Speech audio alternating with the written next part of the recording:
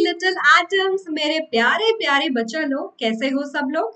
I hope बहुत अच्छी health में हो और ध्यान रख रहे हो, और जो सीबीएसई का नया पैटर्न है उससे बहुत ज्यादा परेशान तो नहीं हो। चिंता मत करो, वेदांतु का ये जो चैनल है आपके लिए बहुत बहुत नई चीजें लेके आने वाला है। सो जस्ट स्टे ट्यून्ड, सारी प्रॉब्लम का हल यही मिलेगा, कहीं और कुछ और करने की जरूरत नहीं है।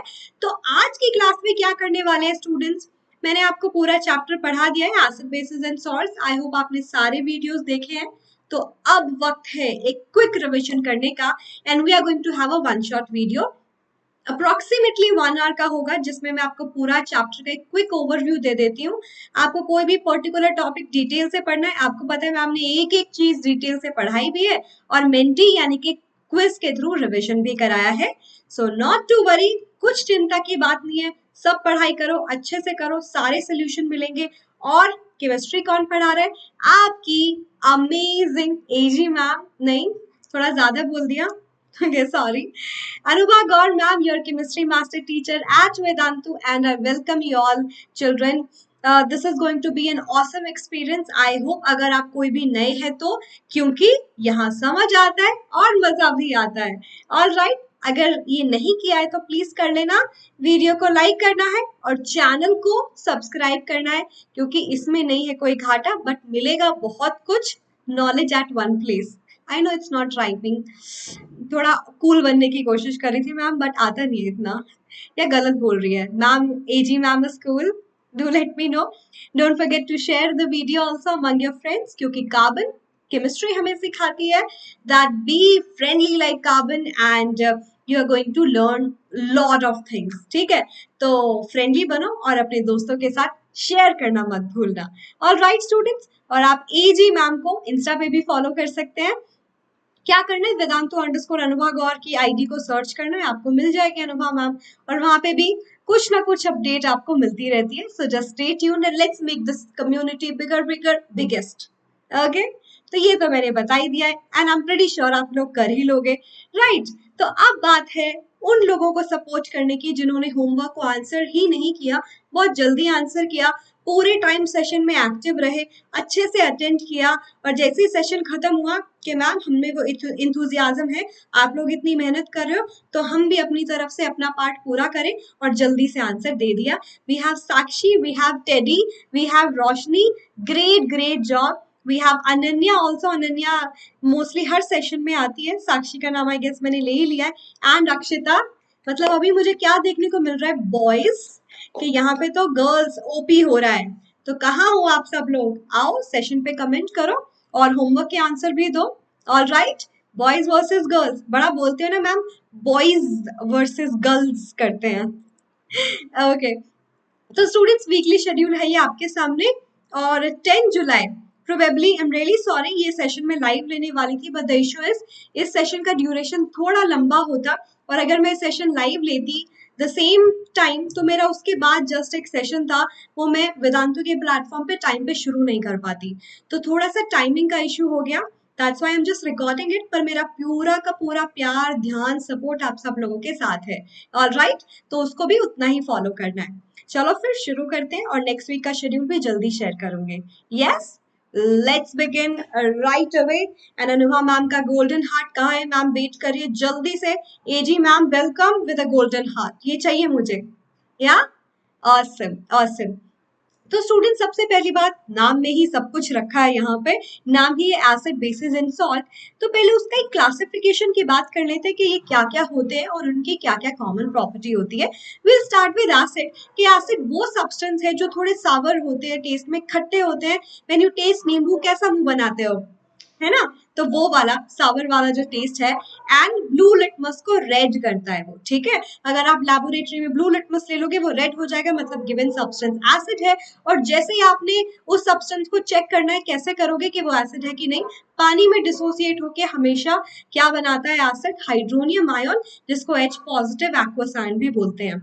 हुआ क्या स्टूडेंट्स, वाटर के पास ना एक एनर्जी होती है जिसको बोलते हैं हाइड्रेशन एनर्जी, वो हेल्प करता है इस बॉन्ड को ओवरकम करने के लिए, इस फोर्स ऑफ अट्रैक्शन को ओवरकम करने के लिए। तो पानी ने अपनी हाइड्रेशन एनर्जी को यूज करके तोड़ दिया, और आके इसके आसपास गैदर हो गया।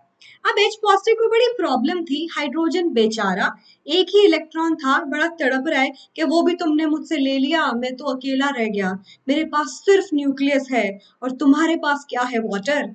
वाटर बोलता है डोंट वरी, चिंता नहीं करने का, मैं हूं ना। तो वो उसके साथ कंबाइन कर लेता है to give stability to this ion. तो जब H पॉजिटिव H2O के साथ कंबाइन करता है तो बनता क्या है, हाइड्रोनियम आयन। तो ये ही हाइड्रोनियम आयन है, ठीक है। जैसे गंगाधरी शक्तिमान है, वैसे H पॉजिटिव एक्वस आयन ही हाइड्रोनियम आयन है, ठीक है। तो एसिड ये देता है। Alright, I am not very sure बहुत सारे लोग शक्तिमान को जानते क्या। हमारा जो सुपर हीरो हुआ करता था हमारे जमाने का, 90s जो किड थे, उनका तो शक्तिमान ही हुआ था, ठीक है। तो common property sour in taste, blue litmus red, corrosive in nature के अगर गलती से कोई मेटल पीस पे, वुड पीसेस पे आपके हाथ पे गिर गया तो वो ब्लैक पड़ जाएगा, क्योंकि जनरली ये ना वाटर निकाल लेते हैं स्किन से या उस सब्सटेंस से, ब्लैक कर देते हैं। और बहुत ही एक्सोथर्मिक रिएक्शन होती है, ये रिएक्शन नहीं बोलूंगी, प्रोसेस होती है, ठीक है। और इसमें एनर्जी बहुत ज्यादा निकलती है, तो वो बर्न हो सकता है। ऑल राइट, ये भी मैंने बता दिया किसमें डिसोसिएट करते हैं। वंडरफुल। अब बेस की बात कर लेते हैं, क्विक आइडिया तो लगे आप सबको। तो बेस कौन से सब्सटेंस है जो रेड लिटमस को ब्लू करते हैं, B for base, B for blue, ठीक है। इतना याद हुआ, बहुत सिंपल है। और ये जो टेस्ट की मैं बात करूं, अच्छा नहीं है टेस्ट करना, बट गलती से हुआ ना, नहाते वक्त सोप मुंह में चला गया, कैसा टेस्ट होता है, बिटर ना, सोपी भी है। तो बेस की अपीयरेंस सोपी, टेस्ट बिटर। और वाटर में कैसे डिसोसिएट होता है, OH आयंस जो होते हैं वो फ्री हो जाते हैं, एंड इसकी वजह से मेनली बेस के और भी टाइप हो सकते हैं, बट एक कॉमन है कि इसकी वजह से बेसिकली बेस का बेसिक बिहेवियर होता है। वाह बड़ा लाइन, बेसिकली बेस का बेस बिहेवियर है ना, इनको हाइड्रोक्सिल आयन बोलते हैं। या कुछ common day to day life example, baking soda जो घर में यूज करते हो वो भी बेस है। बट आप बोलोगे कि मैम इसमें तो ना मुझे OH दिख ही नहीं रहा। बच्चा ये बेसिक सॉल्ट है, जब मैं सॉल्ट पोर्शन डिटेल में पढ़ाऊंगी थोड़ी देर में तब बताऊंगी। तो सॉल्ट्स जिनका नेचर बेसिक होता है ना, वो थोड़े वीक बेस होते हैं, थोड़े से वीक बेस ही होते हैं। घर में अमोनियम हाइड्रोक्साइड हम कहाँ यूज करते हैं, विंडो क्लीनर वगैरह जो होता है ना, काइंड ऑफ अ ब्लीच, वो है ये। तो डेफिनेटली बेस है। ऑल राइट, तो ये सारी प्रॉपर्टी भी एकदम clear, bitter in taste, red to blue litmus को कर देता है soapy to touch and soft to touch, and OH ion देता है पानी के अंदर। ऑल राइट, ये बहुत ही इंपॉर्टेंट नोट है जो आपको याद रखना है कि अगर मैं बेस की कैटेगरी बताऊं, ये पूरा का पूरा बेस है, बहुत सारे बेस, और एल्कली उसका एक छोटा सा हिस्सा होते हैं। देखो इस सर्कल के अंदर मैंने सर्कल बनाया है, ये सर्कल एल्कली को रिप्रेजेंट कर रहा है कि एल्कली बेस का पार्ट तो है, बट सारे के सारे बेस एल्कली नहीं हो सकते। यहाँ से देख रहे हो ना, ये पूरा का पूरा बेस है और एल्कली उसी बेस का हिस्सा है। तो मैं ये बोल सकती हूँ कि ऑल एल्कलीज आर बेसिस, उसी का पार्ट, बट सारे के सारे बेसिस अल्कली नहीं हो सकते। ये अल्कली है क्या, वाटर सोल्यूबल बेस। तो आप जब पीरियोडिक टेबल पढ़ते हो तो उस पे ग्रुप 1 और ग्रुप 2 पे लिखा होता है अल्कली मेटल, ऐसे जो वर्टिकल कॉलम होता है अल्कलाइन अर्थ मेटल। जो सोडियम पोटेशियम ये अल्कली मेटल है, ये पानी में मिक्स होके हमें अल्कलाइन सोल्यूशन देती है, water soluble, so as second group, but वो थोड़ा कंपैरेटिवली कम अल्कलाइन है, ठीक है। तो ये बात भी क्लियर हो गई, bases which are water soluble are called as alkali. या तो बेसिक आइडिया इसका भी लग गया। Let's talk about salt now, कि सॉल्ट क्या सिर्फ नमक है जो आप घर में खाना खाते हो, बोलते हो ना क्या टूथपेस्ट में नमक है। आपको पता है पुराने जमाने में, आई थिंक मैंने पहले भी बताया था, जो हमारे एंसेस्टर्स लोग थे वो नमक को रब करते थे एज अ क्लीनिंग एजेंट अपने दांत को क्लीन करने के लिए, ठीक है। और आई थिंक बहुत लोगों ने आंसर दिया भी था, मैं अपने डाउट प्लस 20 सेशन में इसको डिस्कस करने वाली हूँ। तो रिमेंबर, सॉल्ट बनता कैसे, जब एक एसिड बेस के साथ रिएक्ट करता है। I can simply say salt is a product of neutralization reaction. मैंने बेस लिया, मैंने एसिड लिया, और कराई उनकी D reaction, double displacement reaction. इसका पॉजिटिव बोलेगा बोर्ड ऑफ यू OH, मुझे नया पार्टनर चाहिए, और वो Cl के साथ मिल जाएगा। H बोलेगा मेरी भी ऐश, भले भले मैं OH के साथ मिल जाता हूँ। तो NaCl एक नया सब्सटेंस, योर सॉल्ट, और साथ में मिलता है water, and this kind of a reaction is nothing but neutralization reaction. तो सॉल्ट उसका प्रोडक्ट है। अब एसिड बेस सॉल्ट का आइडिया लग गया, तो आप मुझे ये बता सकते हो कि आप लैबोरेटरी में कैसे पहचानोगे अगर 3 सोल्यूशन दे दिए एसिड बेस न्यूट्रल कि कौन सा एसिड है, कौन सा बेस, कौन सा न्यूट्रल। उसमें हमारी हेल्प करते हैं इंडिकेटर। इंडिकेटर नाम से बता रहे हैं जो इंडिकेट करते हैं समथिंग। तो वो क्या इंडिकेट करते हैं, वो अपना कलर चेंज करके बता देते हैं कि गिवन सब्सटेंस एसिड है या बेस है। ठीक है, अपना जो खुद का कलर है नेचुरल कलर, उससे अलग एसिड और बेस में वो कलर दे देते हैं। और ये कुछ और नहीं, कोई डाई होती है, नेचुरल डाइज, या फिर हम लैब में बना लेते हैं उनको। डाई का काम क्या होता है, अपना कलर इम्पार्ट करना। ठीक है, बहुत सिंपल सी बात है। नेचुरल भी हो सकते हैं इंडिकेटर, मैन मेड सिंथेटिक भी हो सकते हैं, ऑल्फैक्टरी भी होते हैं which is related to sense of smell. Olfactory nerve होती है जो सेंस ऑफ स्मेल से रिलेटेड होती है। फिर एक आता है यूनिवर्सल इंडिकेटर, जिसकी हेल्प से हम ये भी बता सकते हैं कि एसिड और बेस कितने स्ट्रॉन्ग या कितने वीक थे। कुछ एग्जाम्पल डिस्कस करूं, ब्लू और रेड जो है बहुत इंपॉर्टेंट है। आई थिंक आपको 7th क्लास से पता है। ब्लू लिटमस रेड हो जाता है एसिड में, और ब्लू का ब्लू ही रहता है बेस में। बी बी बताया था ना, बेस ब्लू। रेड जो है एसिड में कोई चेंज कलर नहीं होगा उसका, और बेस में उसका कलर ब्लू हो जाएगा। ठीक है, और methyl orange is a kind of synthetic indicator, उसको मैंने याद कराया था रॉय। दैट इज खुद का कलर होता है ऑरेंज, एसिड में रेड, बेस में yellow. And when it comes to phenolphthalein, बहुत ही अच्छा प्यारा सा इंडिकेटर होता है, कलरलेस होता है। NCP, remember, no colour change in acid and pink in base. ठीक है, पिंकिश कलर होता है, बेसिकली मेजेंटा वाला जो पिंक होता है। राइट ये दोनों है मेरे सिंथेटिक इंडिकेटर। ये वाला जो है मेरा, ये क्या है, ये मेरा नेचुरल इंडिकेटर है। इवन टर्मरिक ले सकते हो, इससे क्वेश्चन आता है। टर्मरिक जो मेरी हल्दी है, उसका काम क्या है, वो भी एक डाई है।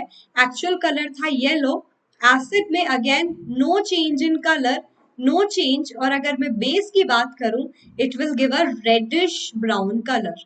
क्या कलर देता है, रेडिश ब्राउन। खाना खाते वक्त कई बार होता है ना, गलती से वो जो करी खा रहे होते हैं वो शर्ट पे, मम्मी की डांट तो पड़ती ही पड़ती है, उसके बाद फेवरेट टी शर्ट या शर्ट भी खराब हो सकती है। येलो कलर का स्टेन आ जाता है। कभी सोप रब करके सोचा है मम्मी के डांट से बचा जाए, जल्दी से आप गए वॉशरूम में और क्लीन करने की कोशिश की, और जब क्लीन करते हैं वो स्टेन का कलर जादू शो करता है, रेडिश ब्राउन हो जाता है। प्लेंटी ऑफ पानी डालो, वो चला जाएगा, क्योंकि वो जो डाई बनी है पानी के साथ डाइल्यूट हो जाती है, चली जाती है। तो इतनी आसानी से वो कलर नहीं जाता, ब्लीच वगैरह यूज करना पड़ता है। ठीक है, और फैक्ट्री इंडिकेटर की बात करूं, घर में ये सब वनीला एक्सट्रैक्ट, मतलब अगर आपने वनीला देखा होगा, वैनिलीन फ्लावर भी होता है, उसका एक्सट्रैक्ट मतलब उसका जूस निकाला जाता है। अनियन एक्सट्रैक्ट की बात करूं, अनियन का जूस। क्लोव ऑयल एक्सट्रैक्ट मतलब क्लोव का जो जूस है वो। तो ये जो है, इनमें एक पेक्यूलियर स्मेल होती है, और इनकी जो स्मेल है वो डिस्ट्रॉय हो जाती है बेस में। ठीक है, no smell in the bases. तो यहाँ पे जो स्मेल है, स्मेल से हमें पता चल रहा है कि गिवन सब्सटेंस वाज बेस। अगर डिस्ट्रॉय हो गई, नहीं हुई, तो वो एसिड था। तो जो पर्सन विजुअली इंपेयर्ड है वो इसकी हेल्प ले सकते हैं। राइट, समझ में आया, बहुत अच्छी बात है। तो आप में से बहुत लोग होंगे जो नए होंगे, बहुत लोग ऐसा भी होंगे जो वेदांतो प्लेटफॉर्म के बारे में सोच रहे हैं कि मैम खुद का प्लेटफॉर्म कैसे काम करता है। स्टूडेंट्स, बहुत ही सिस्टमैटिक, बहुत ही अच्छा और ऑर्गेनाइज्ड एक प्लेटफॉर्म है, जिसपे आपको सब समझ आता है, मजा आता है। अनलिमिटेड आप क्विज अटेंड कर पाते हो। कैसे, क्योंकि हर सेशन में ऑलमोस्ट 8 to 10 क्विज होती है। टीचर एक टॉपिक पढ़ाएगा, क्विज लेगा, to make sure you also participate and give answer, और आपको मौका मिलता है लीडर बोर्ड में आने का वेदांतु के खुद के प्लेटफॉर्म पे। द बेस्ट पार्ट इज, अभी वेदांतु तो प्रॉमिस भी कर रहा है कि आओ पूरा साल अच्छे से पढ़ाई करो। अगर आपका स्कोर इम्प्रूव नहीं हुआ जहां से आप आए थे, जिस स्कोर के साथ आए थे, तो आपको वो कोर्स फीस वापस दे दी जाएगी। कुछ शर्तें हैं which is like you know जायज है, कि आपको क्या करना है, आपको भी तो अपना बेस्ट देना है। जैसे कि आप 75% क्लास अटेंड कर रहे हो वेदांतों की, 75% आपने टेस्ट एंड असाइनमेंट लगाए, तो हो ही नहीं सकता इंप्रूवमेंट ना हो, वरना हम गारंटी देते हैं। ठीक है, because we believe in you, we believe in ourselves. Right students, तो और सुनते जाओ, बहुत बहुत बहुत सारे फीचर्स है। You will be able to compete with the students throughout the world. Almost 35 countries से वेदांतु में स्टूडेंट्स आते ही आते हैं। And the best part is, कुछ चीजें अनअवॉइडेबल होती है। अगर मान लो आप कोई सेशन अटेंड नहीं कर पाए, तो आप उसका रिप्ले देख पाओगे। बेस्ट पार्ट क्या है, रिप्ले में भी आप क्विज में पार्टिसिपेट कर सकते हो, तो रिप्ले बोर नहीं लगेगा। यूट्यूब में नहीं देख सकते ना, वहां देख सकते हो, और लीडर बोर्ड में भी नाम आएगा, ऐसा नहीं सिर्फ क्विज करोगे। बेस्ट पार्ट, जो भी हम पढ़ाएंगे सारा कंटेंट आप डाउनलोड कर पाओगे। ऑप्शन आता है जब आप पुराने सेशन में जाते हो, पास सेशन के लिस्ट में सी रिप्ले गेट नोट्स, सारे के सारे नोट्स हमारे खुद के फीडबैक के साथ, क्या पढ़ना चाहिए क्या नहीं पढ़ना चाहिए, एवरीथिंग। एंड सारे डाउट्स भी सॉल्व होंगे। यूट्यूब पे बहुत बार ऐसा होता है डाउट सॉल्व नहीं हो पाते, लेकिन वहां पे अनुभव मैम या कोई भी मास्टर टीचर जब जाता है क्लास में, उनके साथ एक टीम ऑफ क्लास टीचर्स भी होती है जो उसी सब्जेक्ट के एक्सपर्ट होते हैं, जो आपके डाउट सॉल्व करते हैं। तो समझ आएगा, मजा आएंगे, डाउट सॉल्व भी होंगे। And the best part is, अगर आप 1 महीने के लिए भी वेदांतों का हिस्सा बनते हैं तो आप बहुत फायदा उठा सकते हैं। मैं आपको एक छोटी सी सीक्रेट बता रही हूँ, टेक्निक बता रही हूँ। अगर आप 1 महीने के लिए भी वेदांतों का कोर्स लेते हैं और आपको कुछ कुछ ऐसे चैप्टर जो बहुत ट्रबल कर रहे हैं, आपको अनलिमिटेड माइक्रो कोर्स मिलते हैं। तो किसी भी चैप्टर को कितनी बार भी पढ़ो and you can solve all your problems. तो इससे अच्छा क्या होगा? बहुत अच्छी अपॉर्चुनिटी है और बहुत सिंपल है, बहुत कम प्राइस में। क्योंकि मैंने बताया अनलिमिटेड माइक्रो कोर्सेज को जब आप सारी की सारी प्रो क्लासेस से सारे नोट्स, असाइनमेंट, तत्व बुक्स अगर पूरे साल के लिए तो जोड़ोगे, I will say proudly hardly 3 to 4 rupees पर सेशन का कॉस्ट होता है। तो अपनी इन्वेस्टमेंट को ध्यान से सुनो, और इतना सिंपल है कि आपको बस करना है कि जो डिस्क्रिप्शन बॉक्स में लिंक दिया हुआ है कि गेट प्रो क्लासेस नाउ, वेदांतो अभी पिन भी कर देगा, उस पे जाके एजी मैम जो है उनका एक कोड लगाना है, दैट इज एजी प्रो। कैसे लगाओगे? ये मैंने अपना एक सेशन खोल लिया, आपको देखो कितनी सुंदर शक्ल आ रही है, कितने सही मोमेंट पे रोका है। आपको बस करना इतना है, ये जो आज का सेशन है उसका डिस्क्रिप्शन बॉक्स ऐसे ही खोलना है, और देखो सेशन का पीडीएफ भी मिलता है जो पढ़ाया जाता है।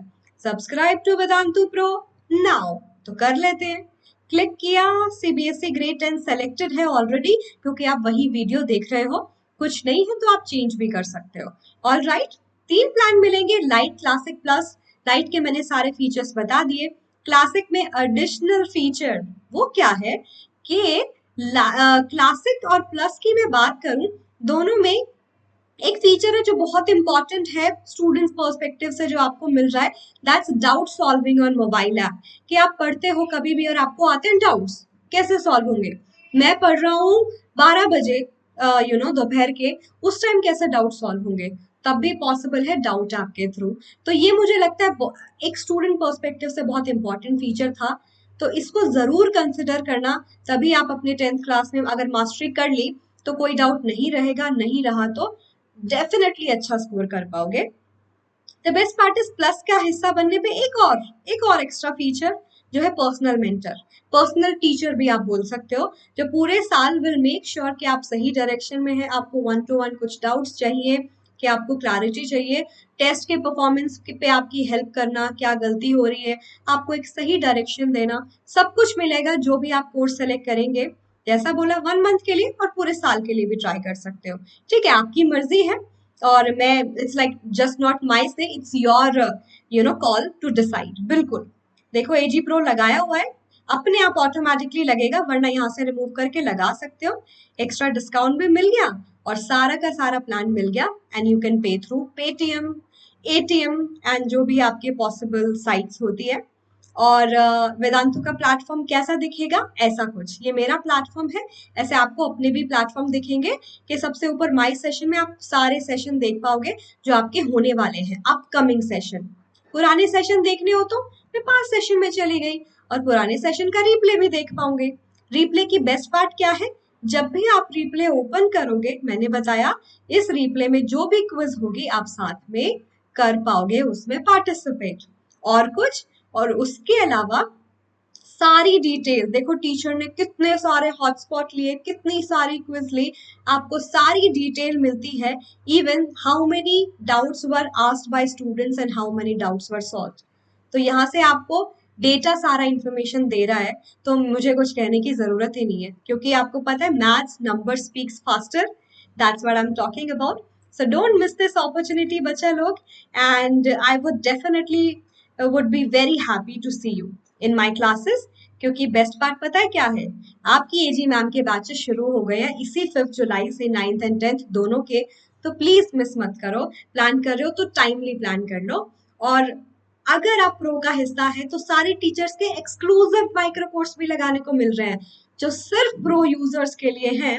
जैसे मुझे पता है आपको केमिकल रिएक्शन एसिड बेस जितना हो चुका है ना, कुछ कुछ चीजें अभी भी प्रॉब्लम क्रिएट करती है, तो these two courses I am taking, आप इसमें भी आ सकते हो अगर आप प्रो का हिस्सा है, और मास्टर कर लो ताकि केमिकल रिएक्शंस में विच इज द बेस कोई प्रॉब्लम ना हो। अगर ये क्लियर हो गया तो केमिस्ट्री आसान हो जाएगी, and I am pretty sure you want to do that, right? तो उसी जोश के साथ आगे बढ़ते हैं और केमिकल प्रॉपर्टीज की बात कर लेते हैं एसिड एंड बेस की, that how do they react in general. हमने क्या देखा, अगर मैं सबसे पहले एसिड को उठा लूं, how acid is going to react with metal, it's kind of a displacement reaction. क्या होती है डिस्प्लेसमेंट? कि जो मेरी मेटल है, जो खाली जो मेटल है, वो जो है एसिड में से हाइड्रोजन को डिस्प्लेस कर सकती है only when hydrogen is more active, I mean sorry, when metal is more active. तो देखो ये रिएक्शन थी, जिंक ने सल्फ्यूरिक एसिड से रिएक्ट किया, डाइल्यूट लेना, ठीक है, कंसंट्रेटेड लोगे तो रिएक्शन में थोड़ा दिक्कत होती है, because generally concentrated acids are strong oxidizing agent, वो सेम प्रोडक्ट नहीं देंगे, वो ऑक्सीडेशन कर देंगे, जो हाइड्रोजन बनेगा उसका वाटर में, थोड़ा प्रॉब्लम हो जाएगी। जिंक डेफिनेटली हाइड्रोजन से ज्यादा रिएक्टिव है, मैं आपको पहले ही चैप्टर में रिएक्टिविटी सीरीज पढ़ा चुकी हूँ। डिस्प्लेस करके इसकी जगह ली, हाइड्रोजन गैस निकल गया, that's how salt and hydrogen gas is formed. The best part is आप हाइड्रोजन गैस को डिटेक्ट कर सकते हो, because when ever it comes out, आप बर्निंग कैंडल या मैचस्टिक ले जाओ, it Burns with a pop sound, pop pop, and that's nothing but a small explosion. कि हाइड्रोजन इतनी कंबस्टिबल है, थोड़ी सी भी है ना तो बहुत धमाके से जलती है, that's what the combustion of hydrogen is, ठीक है, बहुत रिएक्टिव है। बेस की बात करूं, वो कैसे रिएक्ट करेंगे हमारे मेटल के साथ, बहुत रेयर रिएक्शन होती है। अगर मैं बात करूं बेस एंड मेटल की, सिर्फ कुछ ही मेटल है जो रिएक्ट कर पाती है, जैसे कि जिंक एल्यूमिनियम। रिएक्शन होगी सेम, कि जब रिएक्ट करेंगे एक सॉल्ट बनेगा, साथ में हाइड्रोजन गैस। तो सोडियम जिंकेट, सोडियम मेटल को पहले क्यों लिखा, will always right with something that's more electropositive. Sodium बहुत ज्यादा रिएक्टिव है, ज्यादा इलेक्ट्रोपॉजिटिव है, ज्यादा जल्दी इलेक्ट्रॉन को लूज करके पॉजिटिव चार्ज लेना चाहता है, more tendency to form positive charge by losing electron, more electropositive substances. दो इसके बारे में डिटेल में मैं 5th चैप्टर में भी बताऊंगी। तो सोडियम पॉजिटिव का पार्ट बन गया, ये ZnO2 is zincate, sodium zincate, साथ में निकली हाइड्रोजन गैस। ऑलराइट, अब reaction of sodium carbonate with HCl, basically हम बात करेंगे कि मेटल कार्बोनेट और मेटल बाइकार्बोनेट जो है वो एसिड के साथ क्या रिएक्ट करते हैं, कैसे रिएक्ट करते हैं, and the best part is they react in the same way. It just जो हमने रिएक्टेंट लिए हैं, जो प्रोडक्ट बने हैं, उनके अमाउंट में थोड़ा बहुत चेंज हो सकता है, ठीक है। तो जैसे कि मैंने एग्जांपल ले लिया सोडियम कार्बोनेट विद एसिड, तो ये समझो कि मेटल कार्बोनेट बाइकार्बोनेट भी थोड़े बेसिक होते हैं, तो क्या बनाएगा, बेस एसिड के साथ सॉल्ट वाटर।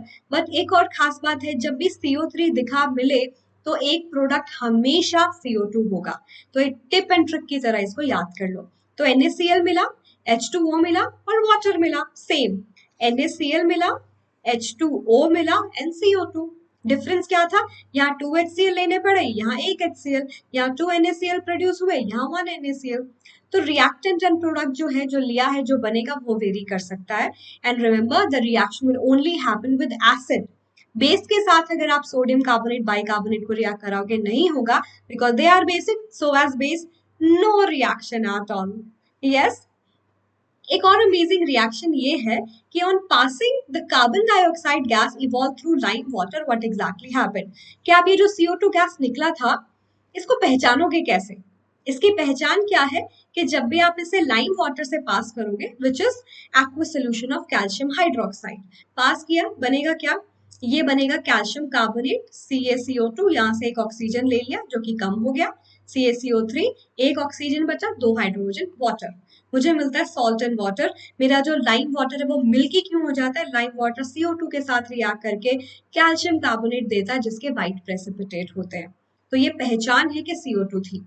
अब एक और खास बात, अमेजिंग बात ये है कि जब ये बनता है ये प्रोडक्ट, अगर मैं उसमें से CO2 पास कराती जाऊं, मैं मान ही नहीं रही, ठीक है, तो क्या होगा स्टूडेंट्स, कार्बोनेट वाटर और CO2 के साथ रिएक्ट करके बाइकार्बोनेट में कन्वर्ट हो जाता है। मुझे मिला कैल्शियम बाइकार्बोनेट, रिएक्शन बैलेंस है, आप चेक भी कर सकते हो, which is soluble in water, no white precipitate, no milkiness, ये पूरा सोल्यूबल होता है, so that milkiness is disappeared.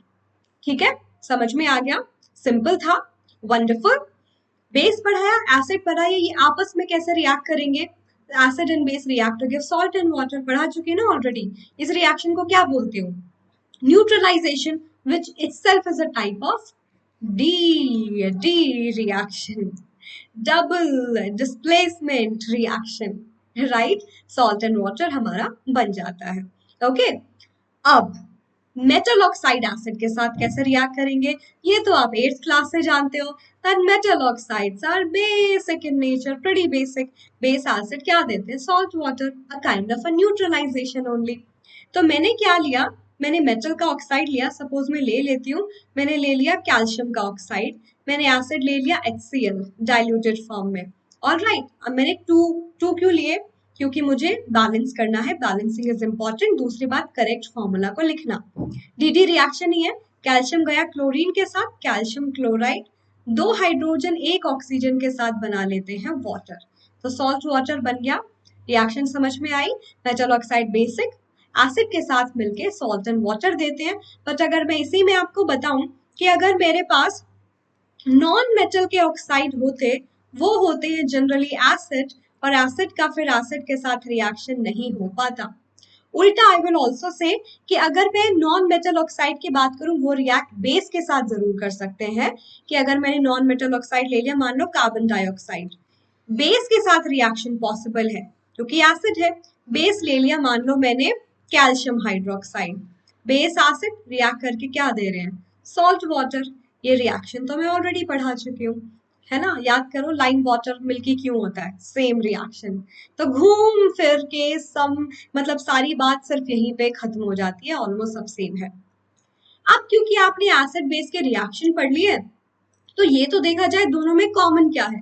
Students, acid और बेस में दोनों में कॉमन क्या है कि दोनों के जो सोल्यूशन है वो क्या करते हैं, वो इलेक्ट्रिसिटी कंडक्ट कर सकते हैं इन एक्वस सोल्यूशन। मैंने पानी में डाल दिया, पानी में डालते ही आयोन्स फ्री हो जाएंगे, and free ions can definitely conduct electricity, so they are conductor of electricity. और जैसा बताया, डिसोसिएट हो जाते हैं वाटर में, एसिड देता है हाइड्रोनियम आयन, बेस देता है OH आयन। ठीक है, थोड़ा गलती होगी, मैं ठीक कर देती हूँ, OH आयन। यस, ठीक है, तो ये भी आप बता सकते हो क्या कॉमन है। अब बात आती है कि एसिड और बेस को डाइल्यूट कैसे किया जाए। डाइल्यूट करने का मतलब, एसिड एंड बेस को ना मैं 2 कैटेगरी से डिवाइड कर सकती हूँ, कॉन्सेंट्रेटेड एसिड और डाइल्यूटेड एसिड। अगर मैं एसिड की बात करूं, सबसे पहले कॉन्सेंट्रेटेड डाइल्यूटेड डिपेंड करता है सल्यूट के अमाउंट पे, यानी कि एसिड के अमाउंट पे जो हमने लिया है। more amount of acid taken यानी कि concentrated, less amount of acid taken in a given solution, तो वो dilute है। ठीक है, क्या बोला, मैं फिर से रिपीट करूं, concentrated क्या होगा, जिसमें बहुत ज्यादा amount of acid होगा to make the entire solution by putting water, थोड़ा है वो। dilute जिसमें एसिड का अमाउंट कम हो गया और पूरा सोल्यूशन का अमाउंट ज्यादा है ओवरऑल। तो मैंने कैसे किया है ज्यादा, वॉल्यूम को पानी डाल के। तो किसी कॉन्सेंट्रेटेड एसिड को डाइल्यूट बना सकते हो बाय पुटिंग सॉल्वेंट, और एसिड बेस के लिए वो सॉल्वेंट पानी है। प्रॉब्लम ये है कि रिएक्शन बहुत एक्सोथर्मिक होती है। आपने एसिड में पानी डाल दिया ना, तो छोटा सा धमाका देखोगे आप, और बड़ा हार्मफुल हो सकता है। तो इतना खेलने का नहीं है केमिकल से, सीधे सीधे सुनो क्या सोल्यूशन है। सोल्यूशन है कि उल्टा काम करो, पानी लो, पानी में एसिड डालो।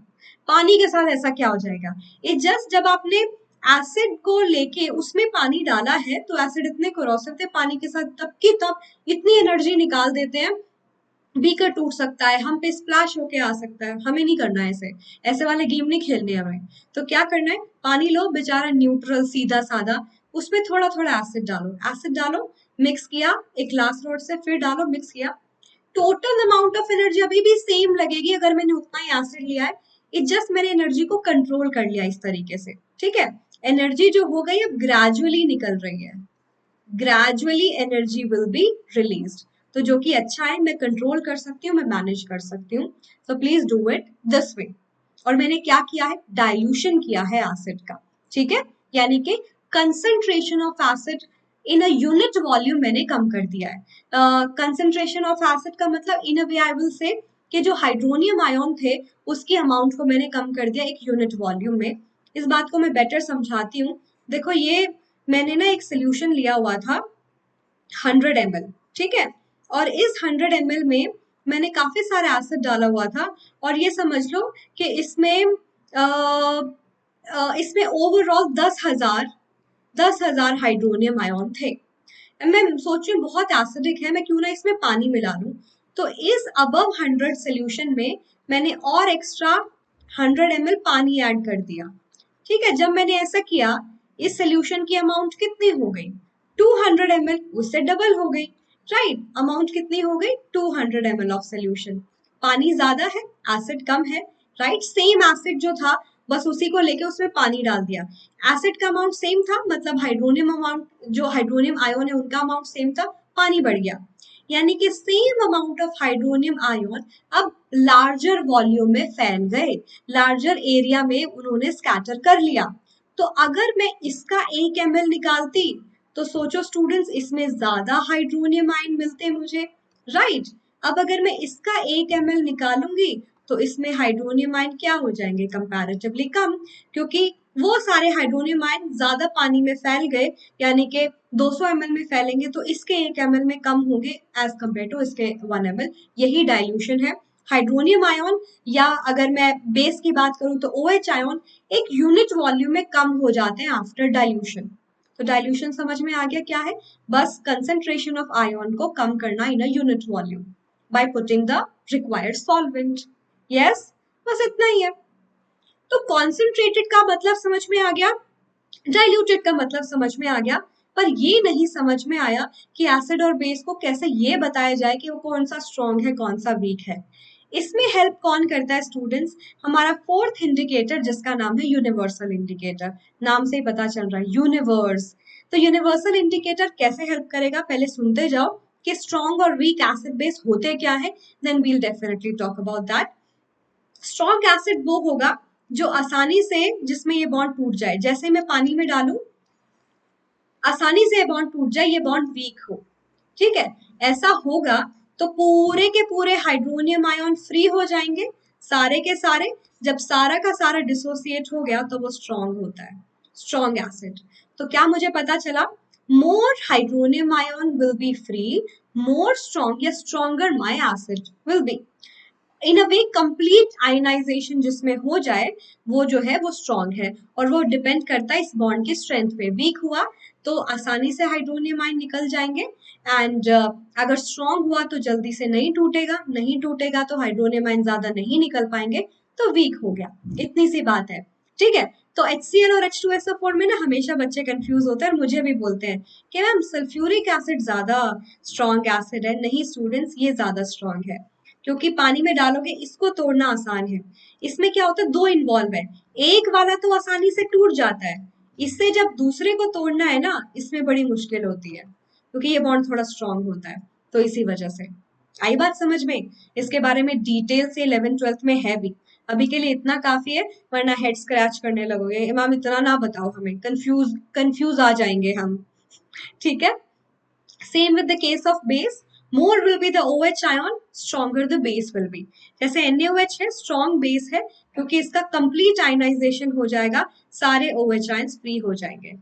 तो weak acid और weak base में क्या है, ये भी समझ में आ गया। जो पूरी तरीके से आयोनाइज नहीं होते, और पूरी तरीके से उसके हाइड्रोनियम आयन या OH आयन फ्री नहीं होते। तो अगर मैं वीक एसिड की बात करूं, मेरा एसिटिक एसिड जो आपका विनेगर सिरका में होता है, वो एक वीक एसिड है। कार्बोनिक एसिड जो आप सॉफ्ट ड्रिंक में पीते हो, वो एक वीक एसिड है। अमोनियम हाइड्रोक्साइड जो विंडो क्लीनर वगैरह में यूज करते हैं, वो एक वीक बेस है। ठीक है, क्योंकि ये पूरा आयोनाइज नहीं होते। तो जैसा मैंने बताया, क्योंकि कॉन्सेप्ट समझ में आ गया, अब देख लेते हैं। यूनिवर्सल इंडिकेटर हमें विजुअली देखने में हेल्प करेगा, जो कि क्या है, बहुत सारी डाइस का मिक्सचर है, और इस तरीके से मिक्स किया गया है कि वो इतने ज्यादा सेंसिटिव है कि वो थोड़ा थोड़ा चेंज भी एसिड और बेस की कंसेंट्रेशन में होगा ना, उसको बता देंगे कि कौन सा स्ट्रॉन्ग है, कौन सा वीक है, by changing into a particular colour. तो ये क्या करते हैं, एक पर्टिकुलर कलर देते हैं depending upon the concentration of hydrogen ion, hydronium ion, या फिर OH आयन।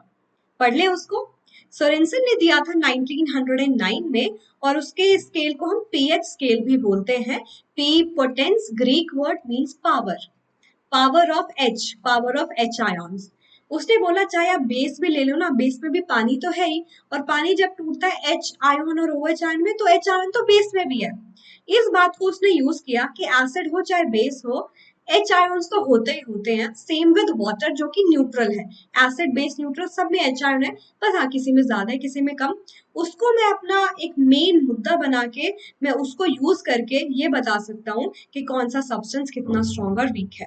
उसने बोला ये इनवर्सली प्रोपोर्शनल होगा एच आयन की कंसेंट्रेशन के। मेरे स्केल में वैल्यू कुछ बुक 0 to 14 लिखते हैं, कुछ 1 to 14। Let's not make a very big deal. वैसे सच बताऊं तो 1 to 14 is more relevant, pH का 0 होना डजंट मेक सेंस। अंदर की बात बता रही हूँ, ठीक है। तो उसने बोला कि अगर हाइड्रोजन आयन बहुत ज्यादा है ना, मतलब वो स्ट्रॉन्ग एसिड होना चाहिए, क्योंकि एच आयन ज्यादा है तो उसका पीएच कम होगा। तो जो स्टार्टिंग वैल्यू है that will be given for strong acid. जितना वैल्यू बढ़ती जा रही है मतलब एच आयन की कंसेंट्रेशन कम होती जा रही है। तो यहाँ से यहाँ जब मैं जा रहा हूँ या जा रही हूँ, तो एच आयन की जो कंसेंट्रेशन है वो डिक्रीज कर रही है, राइट। अब उल्टा करते हैं, अगर एच आयन की कंसेंट्रेशन नेग्लिजिबल है जो कि बेस में होती है, मतलब पीएच बहुत ज्यादा है, तो यहाँ बेस, यहाँ उल्टा है, यहाँ ओ एच आयन की कंसेंट्रेशन बेसिकली बहुत ज्यादा है। इसको ऐसे लिख सकते हो, इस साइड ओ एच आयन की जो कंसेंट्रेशन है वो डिक्रीज कर रही है। और बीच का पॉइंट कौन सा है? 7 ऐसा पॉइंट है जहां पे एच आयन और ओ एच आयन एकदम इक्वल है कि एच ओ एच को न्यूट्रलाइज कर देंगे। That's why 7 value is neutral दोनों के बीच की, ठीक है। अगर इधर जाओगे तो एच आयन की कंसेंट्रेशन इंक्रीज कर रही है, इधर ओ एच आयन की इंक्रीज कर रही है, बीच में दोनों इक्वल है, राइट। तो लेफ्ट साइड में I have my acid, right side में आई हैव बेस, बीच में मेरा न्यूट्रल। जितना कम वैल्यू पीएच की उतना स्ट्रॉन्ग बेस, जितना ज्यादा वैल्यू पीएच की ऑन राइट साइड उतना स्ट्रॉन्ग बेस। इस साइड एसिड, इस side base. I hope I haven't said anything incorrect. एक बार देख लेना कभी कोई स्लिप ऑफ टंग तो नहीं हो गया, ठीक है स्टूडेंट्स। तो 7 वैल्यू होता है मेरे प्योर वाटर का, ठीक है, पीएच 7। आपका मिल्क थोड़ा एसिडिक है, so as coffee, tomato juice, orange. अगर मैं लेमन जूस की बोलूं तो बहुत स्ट्रॉन्ग है। ये जस्ट जो आप लेमन जूस निकालते हो उसमें बहुत ज्यादा पानी है, एसिड का अमाउंट बहुत कम है। कौन सा एसिड होता है? Citric acid. हाइड्रोक्लोरिक एसिड बहुत स्ट्रॉन्ग है। On the other hand sodium hydroxide जो NaOH है, बहुत ज्यादा पीएच है, मतलब बहुत स्ट्रॉन्ग बेस है वो। इवन हमारा blood is slightly basic. It's a good question. Blood का पीएच होता है 7.2 से 7.4। It's what? It's basic, slightly basic. और अगर मैं बहुत अच्छी भाषा में आपको समझाऊं, जो कि बहुत इंपॉर्टेंट पॉइंट है ना, कि पीएच का बैलेंस बहुत ज्यादा इंपॉर्टेंट है हमारी डे टू डे लाइफ में, क्योंकि सारी चीजें तभी अच्छे से काम करिए क्योंकि एक पीएच का बैलेंस है। हमारी जो बॉडी है वो 7 से 7.8 के पीएच पे काम करती है। अगर इस बैलेंस को बिगाड़ोगे हमें डिजीज हो जाती है। कई बार आपको देखकर बहुत हाथ में दर्द, पैर में दर्द, ऐसा कुछ हो रहा है, तो वो स्टूडेंट्स क्या होता है, एसिड एक्यूमुलेशन बहुत ज्यादा हो गया है बॉडी में, that causes pain and irritation. तो फिर डॉक्टर कुछ नेसेसरी मल्टीविटामिन एंड ऑल देता है जो उसको ट्रीट करने में हेल्प करती है, पीएच बैलेंस करने में हेल्प करती है, ठीक है। इवन प्लांट्स ऑल्सो अगर मैं बात करूं, they also require a particular pH for their healthy growth, so as crops. इसलिए फार्मर अपने सॉइल की ना पीएच चेक करते रहते हैं। अगर उनको एसिडिक सॉइल चाहिए होती है कि मान लो ऐसा कुछ ग्रो करना है जो एसिडिक सॉइल में हो सकता है, तो वो कुछ एसिडिक चीजें मिक्स कर देते हैं, जैसे कि मैन्योर जो खाद होती है ना, वो थोड़ी एसिडिक होती है। अगर मैं बेसिक टर्म में बात करूं कि उनको चाहिए कि उनकी जो सॉइल थोड़ी बेसिक हो जाए तभी वो प्लांट्स एंड क्रॉप्स ग्रो करेंगे, तो वो calcium oxide, calcium carbonate, limestone, quick lime ये डालते रहते हैं। आसानी से अवेलेबल है, बहुत चीप है, मिक्स कर देते हैं सॉइल में, उनका काम बन गया, ठीक है। और हमारे बॉडी में भी इसका मैकेनिज्म है एंटासिड की तरह स्टूडेंट्स। जब बहुत ज्यादा एसिडिटी हो जाती है ना, तो क्यों होता है कि हमने कुछ ऐसा शुगरी फूड और फ्राइड फूड बहुत ज्यादा खा लिया, उसको पचाने के लिए स्टमक पे ज्यादा एसिड रिलीज हुआ, और वो करता है म्यूकस लेयर को हर्ट, पेट में होता है दर्द। तो हम जो एंट एसिड लेते हैं घर में, बेकिंग सोडा ले लिया या जेलिसल डाइजीन जिसमें मिल्क ऑफ मैग्नीशियम होता है, वो एंट एसिड बेस होते हैं, वो उस एक्सेस एसिड को न्यूट्रलाइज कर देते हैं। That's how pH is maintaining in our stomach too. And this is something that is decaying our tooth too. कई बार बोलते हैं ना लोग की कैविटी हो गई, क्यों होती है? क्योंकि उनके मुंह में एसिड जो रिलीज है वो ज्यादा है, ज्यादा ब्रश नहीं किया होगा या तो उन्होंने टाइम से, तो बैक्टीरिया जो है ना वो एसिड रिलीज करते हैं। खाने में फूड के पार्टिकल थोड़े बहुत रह गए, उनको डाइजेस्ट करने के लिए रिएक्ट करके एसिड रिलीज करता है। अगर हमारे माउथ में पीएच 5.5 से कम चला गया तो क्या हो जाएगा, वो डीके होना शुरू हो जाता है टूथ का। एंड इवन एनिमल्स जो अपने और प्लांट जो अपने डिफेंस मैकेनिज्म के लिए भी इसको यूज करते हैं कि जो बी जब स्टिंग करती है ना, वो एक एसिड रिलीज कर देती है जिसको फॉर्मिक एसिड बोलते हैं या मीथेनोइक एसिड भी बोलते हैं। Methanoic acid is the scientific name, official name. ठीक है, तो उसको ट्रीट करना है घर पे ही तो बेकिंग सोडा से कर सकते हो, which is a weak base weak acid neutralization, थोड़ा आराम मिल जाएगा। आराम जरूरी है ना बच्चा लोग। तो ठीक है, एसिड बेस के बारे में डिटेल से बात कर ली, पर क्या बात खत्म हो गई? बिल्कुल नहीं। अब बात करते हैं सॉल्ट्स के बारे में, जो कि बहुत ही इंपॉर्टेंट है, क्वेश्चन पक्का आएगा। सबसे पहले जैसे हमारी फैमिली है, सॉल्ट लाइक हम भी अकेले नहीं रह सकते, हमारी भी फैमिली होती है। तो सॉल्ट की फैमिली कौन होती है? जैसे हम बोलते हैं हम में हमारे पेरेंट्स के ग्रैंड पेरेंट्स के जीन्स हैं, कुछ कुछ कॉमन कैरेक्टरिस्टिक, वैसे ही अगर आपको गिवन कंपाउंड्स दे रखे हो, उसमें अगर पॉजिटिव आयन या नेगेटिव आयन जो भी सेम है वो उसकी फैमिली होती है। जैसे मैं इन सब की बात करूं, sodium sulphate, sodium chloride, sodium nitrate, sodium carbonate, sodium common है तो ये सोडियम की फैमिली है, या सोडियम आयन की फैमिली है, क्योंकि आयन है ना, पॉजिटिव आयन। इन सब में देखो potassium sulphate, sodium sulphate, magnesium sulphate, calcium sulphate, copper sulphate, ये सल्फेट की फैमिली है। ठीक है, सल्फेट आयन फैमिली है। सिंपल। अभी तो आपको समझ आ गया। इसमें भी गेस करके मुझे बता सकते हो, तो मुझे दो सॉल्ट और बता दो, इसमें नहीं इसमें बताओ। सोडियम नाइट्रेट, इसी फैमिली के दो सॉल्ट और बताओ, सेम फैमिली के दो salt, family of nitrate, family of nitrate के दो सॉल्ट और बताने हैं मुझे कमेंट सेक्शन में। एक ऑलरेडी गिवन है, ठीक है, वेट करूंगी आपकी कमेंट्स का, जरूरी है ये। जितना आप फीडबैक दोगे, जितना आप अच्छे से काम करोगे, उतनी ज्यादा हमें मोटिवेशन मिलती रहती है कि आपके लिए और अच्छी अच्छी नई नई चीजें करी जाए। तो ये करना मत भूलना। क्या हमें वीडियो के एंड तक 1K लाइक्स मिल सकते हैं? My hopes are pretty high and I'm pretty sure you guys can do that. Let's see that. तो स्टूडेंट्स, ये जो सॉल्ट होते हैं ना, आपको पता है ये भी एसिडिक और बेसिक हो सकते हैं। सॉल्ट का मतलब सिर्फ खाने वाला नमक नहीं है। सॉल्ट कुड भी एसिडिक, बेसिक और न्यूट्रल। एसिडिक सॉल्ट वो सॉल्ट होते हैं जिसको बनाते वक्त मैंने एसिड स्ट्रॉन्ग लिया है। ठीक है, कॉपर क्लोराइड की मैं बात करूं, मैं कैसे डिसाइड करूंगी ये सॉल्ट मेरा एसिडिक है? पानी में डाल दो, क्योंकि सॉल्ट और वाटर मिलके मुझे मेरा एसिड और बेस वापस दे देंगे। उस सॉल्ट में मैं पानी डालूंगी, जो सोल्यूशन मुझे मिलेगा contain my acid and base, जो भी पार्ट स्ट्रॉन्ग होगा उसी की कैरेक्टरिस्टिक उस सॉल्ट सोल्यूशन ने कैरी की हुई है। मैं बता देती हूँ, क्रॉस मल्टीप्लाई कर दो, बस हो गया काम। 2H चाहिए, 2OH चाहिए, तो 2 मॉलिक्यूल ऑफ वाटर मुझे लेने पड़ेंगे। तो मुझे मिला कॉपर हाइड्रोक्साइड एंड 2HCl। ठीक है, स्ट्रॉन्ग एसिड है। Copper hydroxide is a weak base, strong acid है तो वो एसिडिक सॉल्ट बन गया। सिंपल सी बात है, जो पार्ट स्ट्रॉन्ग है वही हम कंसिडर करेंगे। ये देख लेते हैं sodium bicarbonate, which is your baking soda. मैंने बताया था ना बेसिक सॉल्ट है। सॉल्ट को कैसे पहचानोगे? पानी में डाल दो, HOH, Na पॉजिटिव होता है, बाइकार्बोनेट नेगेटिव होता है, क्रॉस मल्टीप्लाई, NaOH। ये जो सॉल्ट को पानी में डालोगे, we will receive their acid and base NaOH, और दो लेने पड़ेंगे बेसिकली, नहीं सॉरी, H और HCO3, H2CO3। तो ये है मेरा स्ट्रॉन्ग बेस, ये है मेरा weak acid, carbonic acid, what ever is strong that's what the nature. उस सोल्यूशन में सॉल्ट को पानी में मिलाते हैं, उस सोल्यूशन में एक स्ट्रॉन्ग बेस है तो ज्यादा OH आयन है, तो जब आप उसका pH चेक करोगे तो वो बेसिक होगा, तो that's a basic salt. Neutral, जिसमें स्ट्रॉन्ग एसिड और स्ट्रॉन्ग ही बेस हो, जैसे कि मेरा सोडियम क्लोराइड। आप यहाँ से आप गेस कर सकते हो सोडियम क्लोराइड को कैसे बनाया गया। पानी में डाला मैंने, क्रॉस मल्टीप्लाई कर दो, NaOH, which is a strong base, HCl, which is a strong acid. They'll release equal amount of H ions and OH ions. That means यहाँ से जो salt बनेगा वो neutral. That's how you can decide, because salt is a product of acid and base neutralization reaction. Simple. जल्दी से Thums up दे दो, सब समझ आ रहा है, क्लियर हो गया। मैंने डिटेल से पढ़ाया भी है, बट मुझे लगता है मैं इतनी भावनाओं में बह जाती हूँ, मैं दोबारा भी आपको सब कुछ डिटेल से ही पढ़ा रही हूँ, और एक वीडियो देख के आपका वैसे सारा काम हो सकता है। तो ये वन शॉट वीडियो बहुत इंपॉर्टेंट है बच्चा लोग, समझ गए आप? ये जो सॉल्ट है ना, इसको छोड़ना नहीं है, क्योंकि इस सॉल्ट के बेस पे हम बहुत सारे नए नए सब्सटेंस बना सकते हैं। कैसे, जरा देख लेते हैं। कॉमन सॉल्ट की अगर मैं बात करूँ स्टूडेंट, जो घर में जो नमक हम खाते हैं ना, वो इतना इम्पोर्टेंट है। इतना इम्पोर्टेंट क्यों है? क्योंकि इसकी हेल्प से ना ही ये सिर्फ एक प्रेजर्वेटिव का काम करता है घर में, ना ही सिर्फ हमें सिर्फ खाने को टेस्ट देता है, हमारी मसल को स्ट्रांग बनाए रखता है, ब्रेन के प्रॉपर फंक्शनिंग का काम करता है, बल्कि इसकी हेल्प से हम बहुत सारे नए नए सॉल्ट और कंपाउंड बना सकते हैं।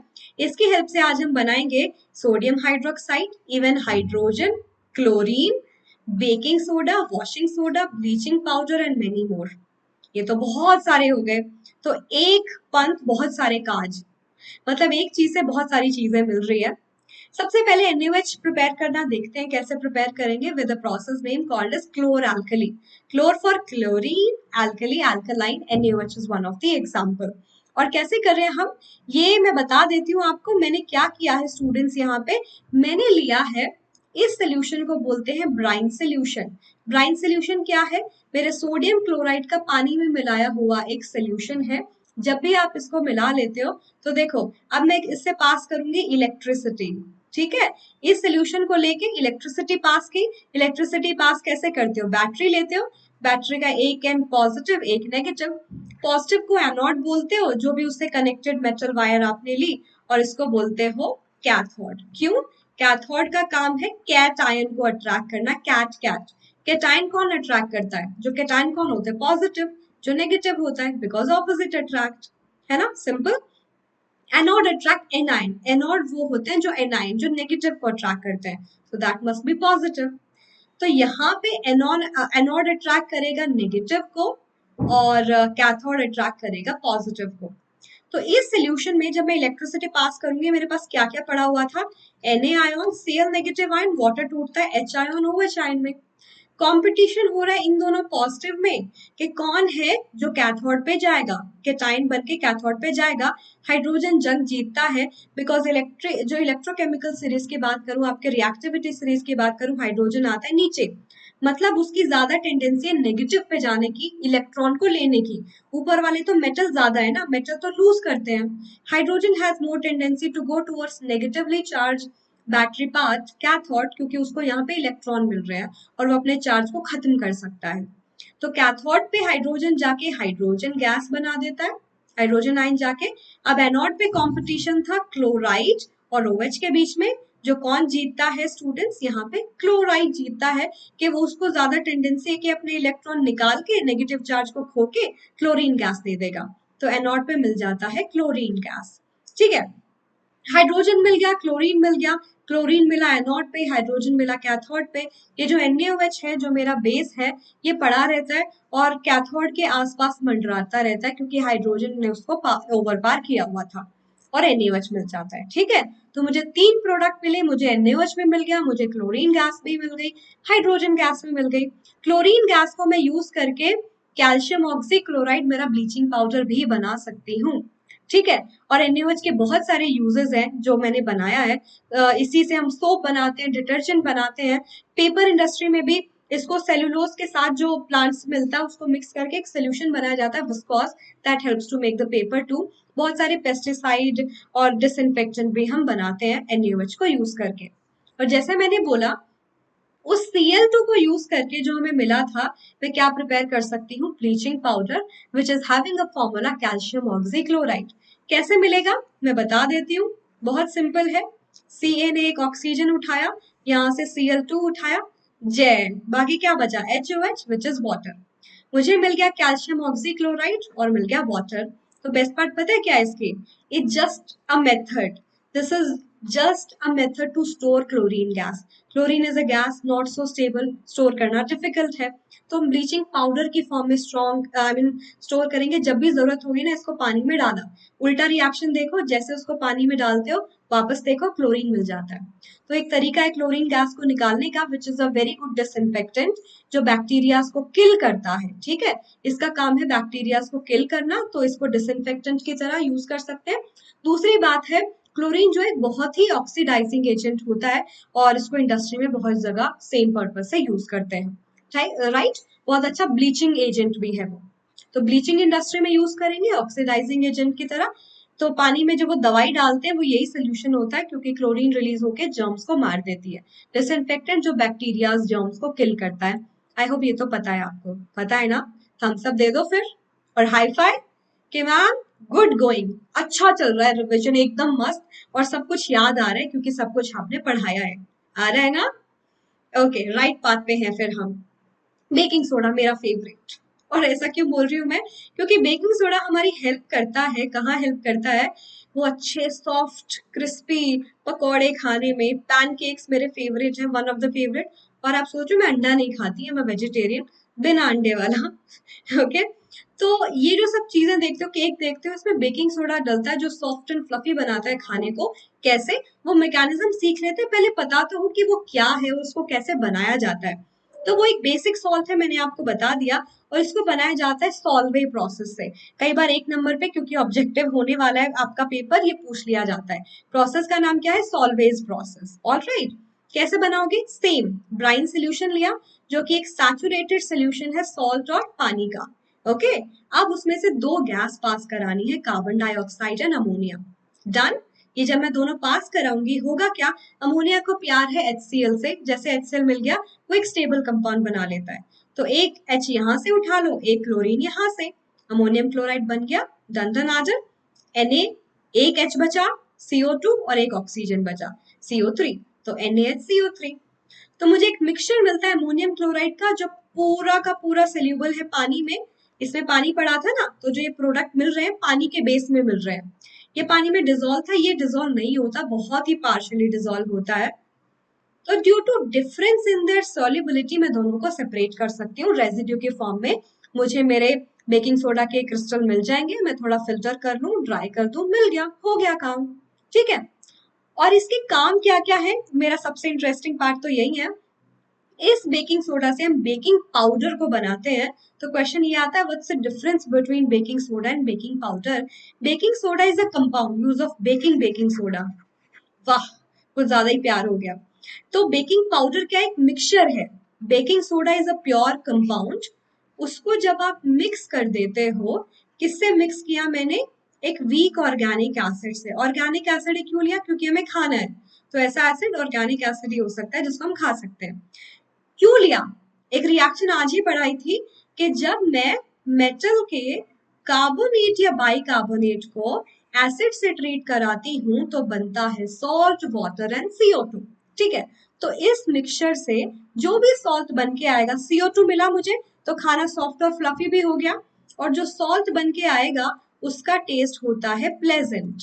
ठीक है, तो अगर आपने डायरेक्टली सीधा बेकिंग सोडा डाल दिया ना खाने में तो प्रॉब्लम हो जाएगी। क्यों?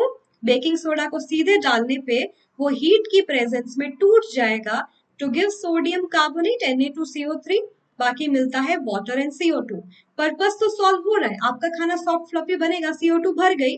बट ये जो बेकिंग ये जो है ना Na2CO3 sodium carbonate, it's a too much basic in nature और वॉशिंग सोडा का मेन कंपोनेंट है। आप जब उस खाने को टेस्ट करोगे तो आपको ऐसा लगेगा डिटर्जेंट खा रहे हो, और थोड़ा बिटर हो जाएगा। तो इसको अवॉइड करने के लिए हम क्या बनाते हैं?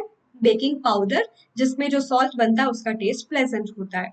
दूसरी बात, ये जो बेकिंग सोडा इसको हम एंटासिड की तरह भी यूज करते हैं, और घर की बहुत अच्छी रेमेडी है to cure the to neutralize the excess of acid formed in the stomach. Right. अब बात करेंगे वॉशिंग सोडा की। The best part is washing soda को उसी बेकिंग सोडा से बनाया जा सकता है। अगर मैं आपको याद दिलाऊं तो मैंने सॉल्वे प्रोसेस यूज करके बेकिंग सोडा बना लिया। बेकिंग सोडा को जैसे ही मैं हीट करती हूँ, सोडियम कार्बोनेट मिल गया, ये CO2 वाटर निकाल देंगे हम। ये जो है ये एक तरीके से सोडा ऐश है, मतलब ये है तो वॉशिंग सोडा बट बिल्कुल ऐश टाइप की, डल टाइप की अपीयरेंस है। इसको आपका क्या करना है? क्रिस्टलाइजेशन, आपको इसको पानी में डालना है और पानी में डाल के थोड़ा हीट करना है और उसको छोड़ देना है। तो वो उससे रिएक्ट करेगा और क्या बन जाएगा? अब यहाँ पे my sodium carbonate with 10 molecule of water which is my water of crystallization, जो उसका हिस्सा बन जाएंगे, that's what my washing soda। 10 molecule of water उसका हिस्सा है, and the best part is उसका हिस्सा बनने से ये सिर्फ 10 मॉलिक्यूल को ही ले सकते हैं, एक मॉलिक्यूल के पास इतनी जगह है। ये वॉशिंग सोडा बनता है वाइट क्रिस्टलाइन अपीयरेंस, ठीक है। तो अब इन दोनों में क्या डिफरेंस है, यहाँ पे प्लस है, यहाँ पे डॉट, ये दोनों अलग थे, मैं दोनों को मिक्स कर रही हूँ, बट ये पूरा एक ही है। 10 मॉलिक्यूल एक मॉलिक्यूल ऑफ सोडियम कार्बोनेट का हिस्सा है ऐसे वाटर मॉलिक्यूल को जो हाइड्रेटेड सॉल्ट बना रहे हैं, जो उसके स्ट्रक्चर का हिस्सा बन जाए without making it wet, is water of crystallization which sometimes give color and also crystalline appearance. तो crystalline appearance in water of crystallization की वजह से ही हुई, ओके। और वॉशिंग सोडा को पेपर इंडस्ट्री में यूज किया जाता है, वो क्लीनिंग पर्पज से उसको बनाने के लिए। सोप इंडस्ट्री में यूज करते हैं। मुझे इसको देख के ना बड़ी अच्छी वाली वाइब आती, कई बार मैं करती हूँ, मेरा सफाई करने का ज्यादा मन नहीं होता, बट पता है कि काम भी तो करना पड़ेगा, तो मैं सॉन्ग प्ले करती हूँ एंड वो झाड़ू लगाते लगाते some time I am like या I am in my own zone. तो आप में से कितने लोग हैं जो हेल्प करते हैं घर पे थोड़ा बहुत अपने पेरेंट्स की और इस तरीके से एंजॉय भी करते हैं? I really really want to know in comment section, जरूर बताना कि क्या क्या कुछ सिमिलैरिटी है क्या अनुभा मैम, एजी मैम और आप में। Would love to hear from you. अच्छा देखो, डोमेस्टिक पर्पज से क्लीनिंग एजेंट की तरह यूज करते हैं for removing permanent hardness of water. बच्चे इसमें कंफ्यूज होते हैं, जबकि सबसे ज्यादा इंपॉर्टेंट है ये। कैसे परमानेंट हार्डनेस क्या होती है पानी में? जो आप ग्राउंड से पानी लेते हो ना, उसमें बहुत सारे कुछ कंपाउंड्स ऐसे मिक्स होते हैं, कैल्शियम और मैग्नीशियम के सल्फेट एंड क्लोराइड्स वगैरह, ये पानी को क्या बना देते हैं? हार्डनेस देते हैं। परमानेंट हार्डनेस क्यों बोलते हैं? कि ये ऐसे वाली हार्डनेस प्रोवाइड करे कि आप ऐसे पानी को बॉईल भी कर दो ना, तो टेम्परेरी हार्डनेस क्या होती है कि आपने उस पानी को बॉईल किया, तो वो जो कंपाउंड्स थे वो सेटल डाउन हो गया, आपने फिल्टर कर लिया, तो आपको पानी सॉफ्ट मिल गया। लेकिन परमानेंट हार्डनेस होती है जो आप पानी को बॉईल करके नहीं निकाल सकते ऐसे सब्सटेंस को। तो उसको कैसे ट्रीट किया जाता है? आप वॉशिंग सोडा डाल दो इसमें, बेसिकली सोडियम कार्बोनेट डाल दो। मान लो कैल्शियम सल्फेट मिक्स था, जैसे मैं सोडियम कार्बोनेट डाल रही हूँ ना, तो होगा क्या? कैल्शियम कार्बोनेट सोडियम सल्फेट, उस पानी में डी रिएक्शन होगी। अब ये जो कैल्शियम के आयोन्स थे, अब बन गया calcium carbonate which is white precipitate, milky precipitate, नीचे सेटल डाउन हो जाएगा। उस पानी को फिल्टर कर लो, जो पानी बच गया फिल्टर करने के बाद एज अ फिल्ट्रेट वो सॉफ्ट वाटर हो गया। मतलब उन पानी से ऐसे आयोन्स निकल गए जो उसको हार्ड बना रहे थे, कैल्शियम और मैग्नीशियम के आयोन्स इन प्रेसिपिटेट फॉर्म, जो कि सिंपल कर देते हैं। मैंने आपको पहले भी पढ़ा है, दोबारा इसलिए पढ़ा है और इतनी फोकस के साथ क्योंकि इंपॉर्टेंट है, आपके एग्जाम में एमसीक्यू इससे रिलेटेड आ सकता है। या got it? Wonderful. Water of crystallization में मैंने समझा दिया कि मेरा सॉल्ट का अगर मैं एक यूनिट ले लूं, जैसे कि ये देखो, उस एक यूनिट ऑफ सॉल्ट के साथ फॉर्मूला यूनिट जिसको बोलते हैं, whatever is the number of water molecule attached, वो उसका वाटर ऑफ क्रिस्टलाइजेशन होता है, डॉट के साथ लिखते हैं। और उसका काम क्या है? Sometime giving colour and a crystalline appearance, ठीक है। तो अब ये देखो, ये है मेरा कॉपर सल्फेट पेंटाहाइड्रेट। पेंटा क्यों? 5 के लिए, 5 molecule of water copper sulphate से अटैच है और उसको एक ब्लू कलर देते हैं, इसीलिए इसको ब्लू विट्रॉल बोलते हैं। द बेस्ट पार्ट इज इसी की वजह से कलर है, अगर आप इसको हीट कर दोगे it will lose its colour और व्हाइट हो जाएगा। ये सेम एक्सपेरिमेंट मैंने प्रैक्टिकल केमिस्ट्री इन 10 मिनट्स में पढ़ाया है, जो मैंने फेब या मार्च में शुरू की थी। आप प्लीज वो वीडियो देख लेना, बहुत मेहनत से बनाया, आपको दिखेगा यही सब। तो कलर ऐसा व्हाइट हो जाएगा। आप फिर से पानी डालोगे ना, फिर से it will gain its colour, क्योंकि फिर से पानी डाला तो ये जो कलर था वापस रीगेन हो जाता है। ठीक है, समझ आया? मजा आया? तो जादू भी हो रहा है। It's magic, it's magic. Chemistry में मैजिक बहुत सारा होता है। ओके, जिप्सम की बात कर ले, बहुत ही इंपॉर्टेंट है। जिप्सम हमें पेरिस से मिला था सबसे ज्यादा, पत्थर टाइप में व्हाइट कलर के होते हैं, जिसका फॉर्मूला है calcium sulphate dot 2H2O, calcium sulphate bihydrate, dihydrate basically. इसमें 2 वाटर ऑफ क्रिस्टलाइजेशन है, 2 मॉलिक्यूल जुड़े हुए हैं। और इसको कहाँ यूज करते हैं? पीओपी को बनाने में। पीओपी क्या होता है? अगर आप इसको 373 केल्विन मतलब 100 डिग्री सेल्सियस के आसपास जब हीट करते हैं, तो 1.5 मॉलिक्यूल यानी कि 3/2 मॉलिक्यूल तो उड़ जाता है, सिर्फ हाफ मॉलिक्यूल इसको बचता है। ये बनता है POP, plaster of Paris. Why do we call it plaster of Paris? Because it is something that came from Paris and plaster क्यों? इसमें प्लास्टर वाली प्रॉपर्टी होती है कि इस सब्सटेंस में पानी मिक्स करके जब लगाया जाता है वॉल्स पे, that act as a plaster, अच्छी फिनिश देता है। और इवन क्रैक्ड बोन्स को जोड़ने के लिए जो प्लास्टर बनाते हैं, दैट्स व्हाट इट इज। कई स्टूडेंट्स बोलते हैं मैम 100 से ज्यादा हीट कर दिया तो, अगर आपने गलती से 150 के आसपास हीट कर दिया ना, सारा पानी निकल जाएगा। उससे होगा क्या, this is something called as dead bond plaster, dead plaster. ठीक है, इसकी जो प्रॉपर्टी है प्लास्टर वाली वो खत्म हो गई है। ठीक है, तो ऐसा नहीं कर सकते। तो कई ये लोग भी पूछते हैं कि मैम कैसे फ्रैक्चर्ड बोन को जोड़ते हैं। तो ये मेरा क्या था, पीओपी था। मैं क्या कर रही हूँ, उसमें पानी मिक्स किया जाता है, तो फिक्स मॉलिक्यूल ऑफ वाटर ले लेता है, फिर से 1.5 आपने अप्लाई कर दिया, रिएक्शन होगा, ड्राई होगा, कैल्शियम सल्फेट 4/2 क्या होता है, 2 मॉलिक्यूल ऑफ वाटर, फिर से हार्ड मास में कन्वर्ट होके जिप्सम बना लेता है। That's also great and good question जो पूछा जाता है, how POP is converted to hard mass. पानी लेके जिप्सम बना के हार्ड मास में कन्वर्ट हो जाता है। अब कई मुझसे पूछते हैं मैम जिप्सम को डायरेक्टली क्यों नहीं यूज कर लेते, बिकॉज जिप्सम की इतनी सेटिंग प्रॉपर्टी नहीं होती जितनी पीओपी की होती है। All right, so this is the reason. Yes, to make sculptures and use as decorative in building, जो वो फॉल सीलिंग देखते हो ना सुंदर सुंदर, that's because of the same. या और स्कल्पचर जो दुर्गा पूजा गणेश पूजा में जो वो स्कल्पचर्स आते हैं वो यहीं से आते हैं, पीओपी से बनते हैं। Coating on would and metal structure, ये अभी ज्यादा होने लगा है क्योंकि बहुत बार ऐसा हुआ, बहुत सारे जगहों पे आग लग जाती है वुड एंड ऑल, क्योंकि कई बार होता है ना एक स्पेस को ऑक्यूपाई करने के लिए वो वुडन पार्टीशन कर देते हैं। अब क्या हुआ, इस पे पीओपी की लेयरिंग होती है क्योंकि that's a water proof material. क्योंकि जब भी आप उस पे डालोगे आग पे, पानी निकालता है, ठंडा भी करेगा, तो फिर उससे आग बुझ जाती है विदाउट हार्मिंग एनीथिंग। कई बार पानी जहाँ पे शॉक की वजह से लगा है, इलेक्ट्रिक शॉक की वजह से, वहां पे पानी डेंजरस होता है, पानी नहीं डाला जा सकता। That's a good option to have it. Yes, समझ में आ गया, ये तो बहुत ही इंपॉर्टेंट पार्ट था स्टूडेंट्स। तो एक छोटा सा पार्ट है जो मैंने शायद नहीं बताया, मैं आपसे पूछना चाहती थी। एसिड बेस की एक अगर मैं बात करूं कि there source could be natural also, source के बेस पे हम एसिड को नेचुरल और मिनरल की फॉर्म में सेपरेट कर सकते हैं। नेचुरल जिनको मैं ऑर्गेनिक एसिड भी बोल सकती हूँ। तो here are some list of organic acid. आपको क्या करना है, मुझे बताना है कि किस कहाँ कहाँ से मिलते हैं। सिट्रिक एसिड मुझे घर में अगर चाहिए कहाँ से मिलेगा, ऑक्सैलिक एसिड कहाँ से मिलेगा, लैक्टिक एसिड कहाँ से मिलेगा, और टार्टरिक एसिड कहाँ से मिलेगा।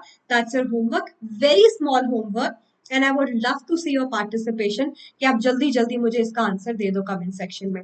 ठीक है, तो हाई फाई बनता है कि नहीं बनता, पूरा पूरा चैप्टर अच्छे से रिवाइज कर लिया, जल्दी से रिवाइज कर लिया। आई एम प्रीटी श्योर अब आपको और अच्छे से समझ में आ गया, सारी कंफ्यूजन दूर हो गई है। वैसे ही वेदांतों के प्लेटफॉर्म पे वीआईपी के साथ प्रॉमिस मिल रहा है कि आपका इंप्रूवमेंट 100% गारंटीड है, वरना कोर्स फीस वापस मिल जाएगी। So please think and plan about it, you will not regret it. And the best best best part is मेरे बैचेस शुरू हो गए हैं, तो इससे देर करना चाहिए, मैं तो बोलती हूँ बिल्कुल नहीं करना चाहिए।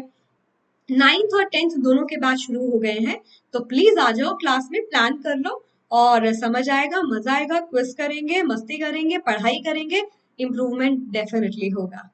और प्रो का हिस्सा बन जाओ, सारे मेरे micro course, exclusive micro course चल रहे हैं जो सिर्फ आप प्रो यूजर्स के लिए है।